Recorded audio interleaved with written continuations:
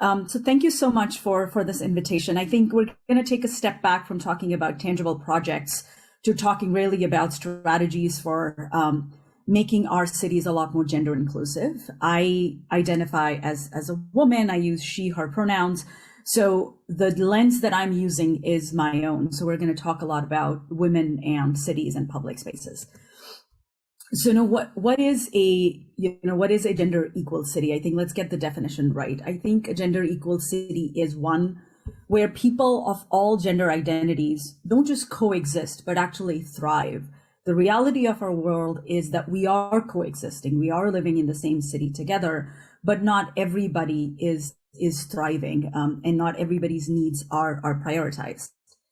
So, so what does that city look like where all genders kind of come together and thrive? It's a city where you can see joy and happiness and well-being equally represented across gender identities. So in this case, like I said, women, and I tend to focus a lot on younger women, so young girls and their presence in our city. And the way to create this kind of a city where all gender identities thrive is to actually try to step into their shoes, is actually try to bring their voices and their experiences to the forefront. Because you can't create something that you can't see. You first have to try and see the different perspectives and different lived experiences. So that's where we're going to begin. But the reality is that even with all the recent gains that we've had recently in fields like architecture and city government, we still don't have a lot of women represented in the key positions. So you don't see the books that we use to design our cities, or the architects that are out there designing our cities, or the urban planners. You don't see a lot of them sharing this, the she, her identity, sharing this gender identity. Even if in architecture school, you see kind of a 50-50 representation now with women, men, and some other gender identities represented. Further into the career and further into the pipeline, women start to disappear from these professions and from these roles. So we need to see how other gender identities interact with the space, but just the people who are designing these spaces are not often representative of different genders. And this is not just a South Asia problem. This is not just an India problem where I am born and raised. This problem can be seen in other places as well. So this is the case of New York City in the United States, which was my home right before where I'm now. I'm currently based in Amsterdam in the Netherlands, but before that I was in New York City. And what you see is that there are more women in general living in New York City than there are men. But at the same time, our representation on something as crucial as the city council, people who make decisions for us and write policies, our representations are by no means 50-50. There are far fewer women in the city council than there are men. So this is kind of an example of what I was talking about, that our power dynamics don't match our actual demographics on almost any level. And that's shouldn't be surprising for anybody who's interested in this topic. And yet women are the ones who are more vulnerable to a lot of different things like poverty and all the problems, all the social issues that are associated with that. So in this graph, what you can see is that women are much more vulnerable to issues of poverty, and therefore they're a more vulnerable population when we think about city design and the life that we create there. So this is just in numbers showing you that the largest demographic living in poverty, it's generally women, but women in the age groups of 25 to 34 first, and then 35 to 44 followed by younger women. So what do we need to do to start to shift it? I think we start to think about these vulnerable populations, these younger women living in cities that we know are much more vulnerable to poverty and other social issues. We need to center them in our conversation. We need to center them in our population, in our policymaking and in the designing of our cities. So today I will first talk about, these 10 steps to gender mainstreaming in our cities. And then I'll give you some of my kind of popular tips and tricks to create public spaces that are much more inviting for women. So the first thing we need to do is we first need to acknowledge that there is a gap. That is where we have to begin. First, let's acknowledge that there's a problem. And then we can start to address that problem by acknowledging it first and foremost. So the second thing we do after we acknowledge that, yes, there is a problem. Women are not often at the forefront of city design. Women's needs are not being considered. Let's acknowledge that. And then let's start to do our homework. Let's start to read into at what levels and in what places does this discrimination show up. I would highly, highly recommend this book that I've put on the screen there, Invisible Women. And this kind of shows you the data biases in the world that we live in, a world that is largely created by men and for men. So almost as if, where women are living in different shoes, we're wearing a different size shoes for the rest of our lives, and imagine the kind of discomfort that must be causing us. And this shows up in a lot of different urban systems. So public space is one I specialize in and I've talked about a lot, but it also shows up in our education and childcare. It shows up in our healthcare system. It shows up in housing, food access, transportation, wayfinding, all of these systems that together create the city. That gender gap shows up in all of them. So let's start to learn and educate ourselves. Then the next thing we do is learn how power and agency works in these systems. So when we talk about public spaces and we talk about healthcare, what is the power dynamic in those systems? Who gets to make decisions? Who gets to make policy? And then who gets to be the caregiver on the forefront? And once we understand the power systems is when we can start to disrupt these power systems. So the systemic approach is the third one. And then once we understand all of those power systems and where power lies, then let's start to think about sharing that power and checking our biases on a daily basis. So who gets to be the decision maker in the healthcare sector?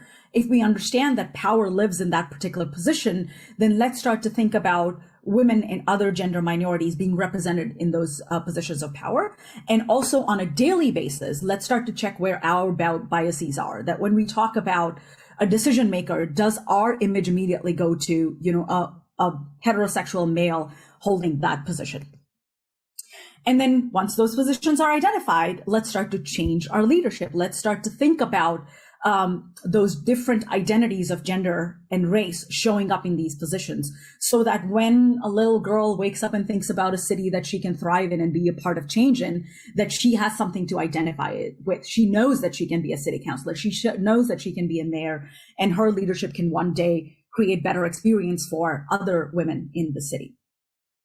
And the second user group that we need to empower after that, kind of like top power people, is the people who are the interpreters. So, policymakers create big, broad policies, but then on a day-to-day basis, it's the architects and urban planners and other practitioners who kind of interpret these policies and create your cities and your day-to-day experience. So as I said before, even though you'll see that in architecture schools and urban planning and so forth, women are starting to show up in good numbers in terms of students, but then as you see further down in the pipeline, the gender representation is not the same. So how do we actually create workplaces that empower women, that keep them engaged, so that there are more and more interpreters of these policies and planning manuals that identify as women and other genders? Step number 7 is let's start to actually consult women when we're building our city. So when we're thinking about creating new public spaces or refurbishing and re-energizing other older public spaces, some of the examples that we saw in the previous presentation, let's actually consult women and ask them, what are some of the biggest challenges that they face? What are some of the things that they need in their cities and public spaces? And start to fold that into our policymaking, in our plans, in our construction documents, and the final products in our cities that we create. And then once we have consulted the women, let's actually work with women in making these ideas, these plans, these policies a reality. So this is one of my favorite images to show that, when you empower women and work with them and give them agency in their public space, the level of sort of returns that you reap in terms of women feeling comfortable and performing to kind of their 100% are enormous. So let's start to actually work with women. And there are different groups that are making these kinds of things possible now, facilitating hiring of women. So celebrating women who build in this case, So there are different groups, nonprofits and other agencies out there that can actually help you in this agenda of working with women as we reshape our cities as women ourselves. So this is a step for women themselves. Embrace your lived experience. So, growing up in India, in northern India, and then living a bulk of my life in the United States and now in Europe, I know that in some ways that I experience my city is different from the way a male cousin of mine might experience. You know, in India, sometimes oftentimes I would not go out alone after dark. There are certain types of spaces where I wouldn't go because I was afraid. And sometimes we talk about these things and other times we don't. So I think us as women ourselves, we have to start to embrace that our lived experience in a city might be different. The things that we need in our cities might be different from what men might need and from what other gender identities might need. So let's start to embrace that first. And then when positions of power open up for us, if I, in a hypothetical universe, get to be, sit on the city council one day, then start to grow into the power that's now being given to us. If systems do start to change and we get allies in the field, learn to grow into that power. This is actually my own photo and one of my favorite photos that I like to show in this, because I'm learning on a day-to-day basis to grow into my own power. It's a ongoing process. It's not easy. And we have to know that us as a small group of engaged, thoughtful citizens, we can in fact change the world. We have a voice. We are in some way effective and powerful out there in whatever realm of life we're in whatever profession we are in, and know that, yes, we can in fact change the world by starting to change the power that we hold on an everyday basis. So a few of my own favorite tips for public spaces, because Niharika asked me about particularly how we think about the gender lens in public space. So here are some of mine, and they are based on my lived experience and things that I like to see in public spaces. So first of all, I really like when public spaces and public transit as a system overlap. I don't drive. I use public transit a lot. I walk, I cycle, and these are the ways that in which I access my city, in which I get places. So the more our public space system can be attached to our public transit system, the better it works for me. And we would notice for some other women and caregivers, this is also a very important aspect of public space use. The second is, the multimodality of our systems. Some people like to use public transit. Other people like to use bicycles. Like I said, I now live in the Netherlands, and there's a pretty robust system and culture of cycling. And then a lot of people like to walk. So depending on our preferences and our ability and our socioeconomic status, we have different preferences for getting around. So multimodal systems that, again, overlap with public realm are very helpful in creating a thriving public space. And then here's this really big, broad concept of prospect and refuge. So what is that concept?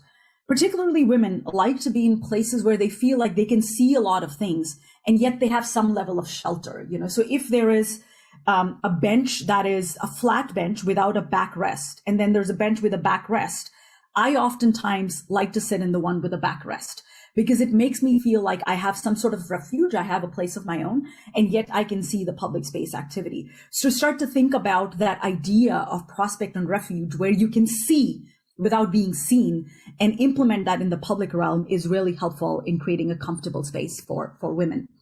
I also really like when entrance and exit strategies in public spaces are really clearly marked, so that not only do I know how to get inside a public space, but I also know when to leave if I feel uncomfortable. So through wayfinding, through glow in the dark signs or whatever, depending on the cultural context, making it really clear how you enter and exit a public space is really helpful.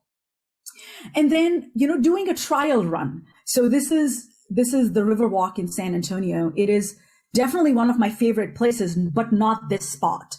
This is the area that almost always makes me feel very, very uncomfortable, because, it feels like I'm alone. It feels like I'm pressed between a wall and the water on the other side. And there's no place for me to escape. There's no place for me to sort of get out. And when this place was being designed, somebody like me was consulted, I would have said that this is probably the wrong design. So doing a trial run, getting actual users that you're trying to attract, getting them to use a public space, getting them to provide input is really helpful. And particularly a place like this that can make you feel a little trapped makes me feel very self-conscious. The other thing that I think is a trap in public spaces is these kind of darker corners, these nooks and crannies. And that these are the kinds of benches where you will find whatever you define as a negative activity in a public space often tends to take place in these nooks and crannies. So trying to steer clear of nooks and crannies if you're trying to create an attractive place for women is really helpful as well. And then when you're thinking about programming, when you're thinking about activities in public space, what are the activities that really center women? So this is a photograph from Rahagiri Day in New Delhi. It's one of my favorite photographs. And Indians, we're a dancing culture. We like to play loud music. We like to dance. And it is kind of a both gender and other identities thing. We all enjoy this. So when you're thinking about programming, really centering the programs that women like, the activities that women like to do, is often a good way of attracting women to public spaces. And then the other thing is, another really cool trick is restrooms and clean facilities. This is one of my favorite restrooms. It's in Bryant Park in New York City. And you can see here, it's an inviting space. There's flowers here. There's an entrance that looks directly towards the street, so it has some eyes on it. There's fresh flowers inside. It's kept very, very clean. And oftentimes, if you ask almost any woman and ask her how many times she's been in public spaces and wanted to use a restroom and couldn't find a clean one or a safe one that she could trust, many women will tell you that that was a problem. So creating facilities that we need and making sure that they're clean and accessible is also really helpful. And then providing places where you can sit down. You can sit down alone, or you can sit down with someone through something as simple as, movable chairs. This is, if you've heard any Project for Public Spaces talk, or you've seen any public space recipe, in placemaking, movable chairs are great ingredients. So creating the kind of furniture that allows you to customize your own experience is another great way. And here you can see that both women kind of have their own sense of prospect and refuge, what I was talking about. So their backs are towards this flower bed. So they feel like they have a little bit of a shelter and space of their own, and yet they can look at each other and look at the public space activity. So it creates a lot of prospect and refuge for women. And then places that create for multi-generational experiences, I think, is also something very attractive to me and several other women I've talked to. So a market that you can go to where there's something to do for little kids, something to do for the elderly, and something that you can access relatively easily on a wheelchair. So multi-generational and multiple levels of access experiences are also really helpful in the public realm. And then playfulness. This is an example of James Rojas's Place It exercise. So this is a public space consultation, community engagement kind of activity, which is very playful, through the use of toys and Legos. Tell us how you like your city to be. So creating playfulness and community engagement processes is also a great way to create public spaces that are attractive for women. And then first, at the end of everything, what we're trying to do as placemakers is to create a positive meaning for women and young girls, because a place is a social psychological construct. It is the overlapping of positive meaning on a space. So if we're aiming for a positive experience, a positive meaning for women and girls, that is what we'll end up with. And there's no shortage of tools that we can then utilize with that idea in mind, that we're aiming for positive experiences. We're aiming for positive uses and activities. We're aiming for creating comfort and image for women. We're aiming for positive access and linkage, and we're aiming for a positive social experience for women. We can utilize the tools if we start to change our lens, because I believe a woman's place is everywhere in the city. It's in the revolution, it's in the public space, it's in city council, it's in, a small marketplace in a public space. It's absolutely everywhere, but it's our job to make sure that we create a place that is inviting enough for women. So I will stop there.